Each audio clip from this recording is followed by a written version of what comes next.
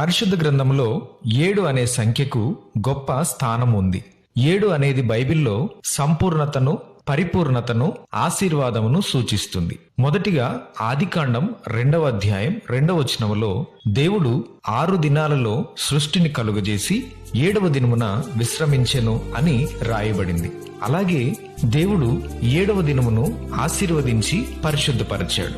ఇశ్రాయేలీలు 7 రోజులు యెరికో చుట్టూ తిరిగారు మరియు 7వ రోజున 7 సార్లు దాని చుట్టూ తిరిగి యాజకులు బోరలు ఊది కేకలు వేసినప్పుడు యెరికో ప్రాకారాలు కూలిపోయాయి. సిరియా రాజు సైన్యాధిపతి అయిన నయమాను ఎలీషా ప్రవక్త చెప్పిన విధంగా యోర్ధాను నదిలో 7 సార్లు మునిగినప్పుడు అతనికున్న కుష్టు వ్యాధి నుండి స్వస్థత పొందుతాడు. ప్రభువైన యేసుక్రీస్తు కల్వరి శిలువలో 7 మాటలు పలికారు. అపోస్తులుడైన పౌలు 7 సంఘాలకు పత్రికలు రాశాడు. అపోస్తులుడైన యోహాను ప్రకటన గ్రంథాన్ని 7 సంఘాలకు రాశాడు. Download ShareChat.